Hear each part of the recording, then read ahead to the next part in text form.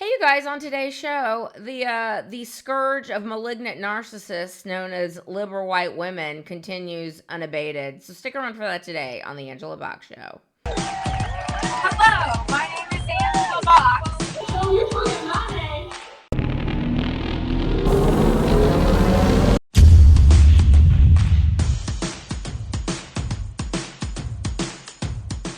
Well, malignant narcissism is a hell of a drug, and this generation of women, whether they're millennial or Gen Z, and unfortunately some Gen X, a few boomers, the old hippies, but mainly it's millennials and Gen Z, the women who have been raised on social media, who've been raised on TikTok and Instagram and chasing that clout and whatever. Like, it is, the malignant narcissism is reaching a fever pitch.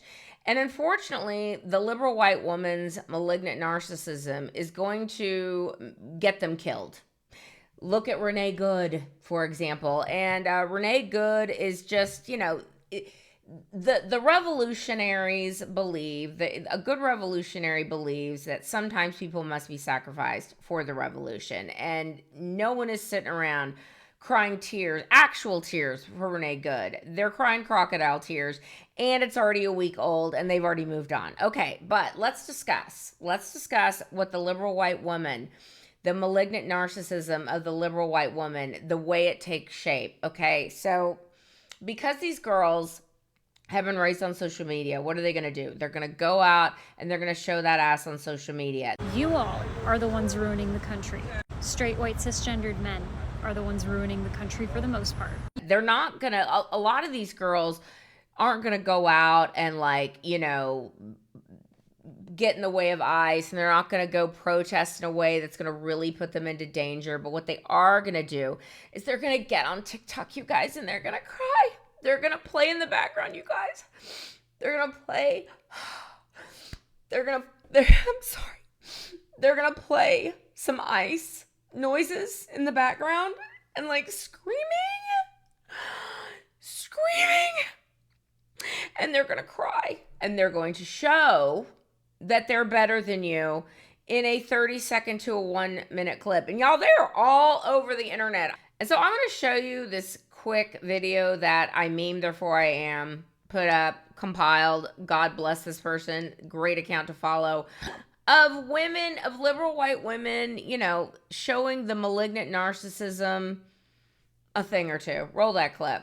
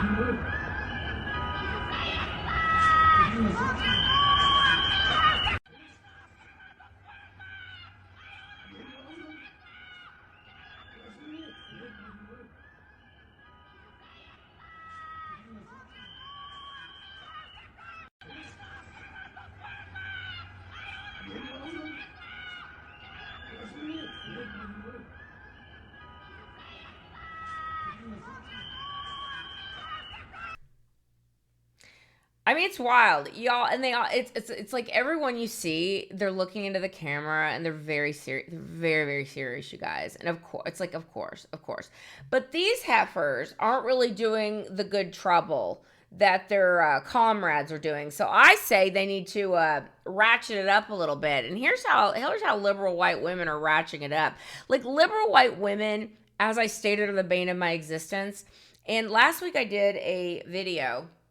I'm not sure when it's going to go out, but it's kind of a mini deep dive into this case of Sarah and Jennifer Hart, who were these white lesbians from, I think, Oregon, but they lived in Washington. They went all over, and they were basically highly, highly involved in protest culture, and they adopted 6 children of color to virtue signal and use them as props. Like, they were the literal worst, and they were the I mean, the stereotypical liberal white woman, all right? They checked all the damn boxes. Now, of course, had these heifers not decided to drive their entire family off a cliff over PCH because CPS was looking into them and the fact that they were starving their children, had they not murdered their kids and committed suicide, like, 100, they would be in Minneapolis right now with their brown children screaming and crying over ICE. But this is what the ICE activists are doing. They are recruiting these malignant narcissists, these liberal white women, a lot of them who are all of whom are incredibly unattractive, extremely body positive, okay? Did not ever meet a cheeseburger they did not want to eat and devour, and as long as it was vegan, of course.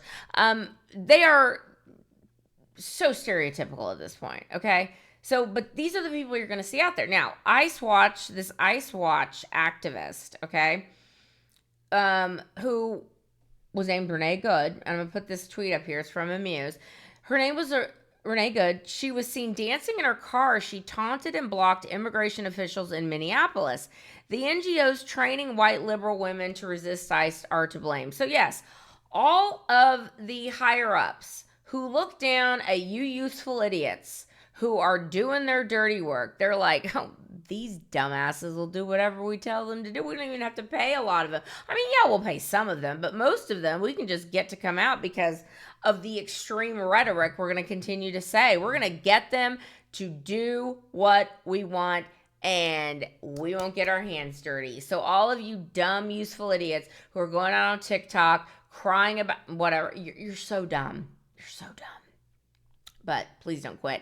Now, there is an Ice Watch Minnesota, which is wild, y'all. This is an actual poster that's in Minnesota right now, in Minneapolis, Minnesota, which, by the way, the actual normal citizens of Minnesota are like, we're so happy ICE is here. Actually, let's roll that clip real quick to show a woman in a small town in Minnesota who are so thrilled that ICE is there rounding up illegals. Roll that clip. You know, I love the fucking suburb I'm in. So ICE was just in my suburb at our local grocery store while I was there, and they were grabbing somebody. Nobody in the grocery store stopped them from doing their job. Everybody was clapping and excited about ICE being there. People were hooting and hollering, chanting for ICE. You gotta love small towns in Minnesota, honestly. We are so fucking stoked. And honestly, you know what I did after the ICE agents got done with their job and what they were doing? I said, can I buy you all, like something to drink, something to eat? And I did. And I sure fucking did, because you know what? I'm excited that ICE is in Minnesota. Really excited. I'm not gonna tell you the suburb I'm in, but it's close to Stillwater. We'll just leave it at that. Best thing I've seen today is watching an ICE agent arrest somebody and send them back to where they came from. Love it. Super happy about it. Love the suburb I live in, because there was no protesting. Nobody stopped them. Nobody did. Because no one gives a shit. We want a gun. Yeah, the real people, the normal people of Minnesota want all of this and more. And but Ice Watch Minnesota does not. It's the group that Renee Good was reportedly affiliated with. Shared this graphic in their legal/resources folder on Instagram. And I'm reading from a woman named Laura Powell. Laura Powell Esquire is her Twitter name.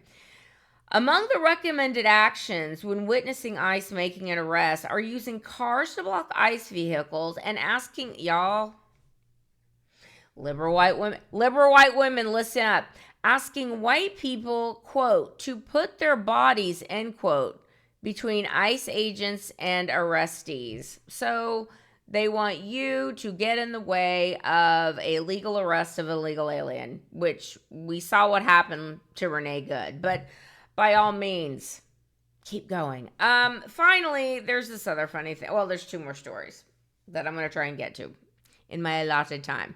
The first story, you guys, it's a liberal white woman story in the sense that we don't really know what a woman is. And if you question what is a woman, I mean, what's wrong with you? A woman is whomever she says she is, okay? And that, of course, naturally, applies to our trainee friends who at 6'2" and 200 pounds look like linebackers, but bolt on some titties and grow their stringy balding hair out and call themselves a girl. Who are you to say otherwise? So I thought this would be appropriate because there's a guy. I'm sorry, just misgendered. I'm so sorry. I'm so sorry. I accept responsibility. Wait, I accept responsibility. Jorand Almy, 53, who is physically able-bodied.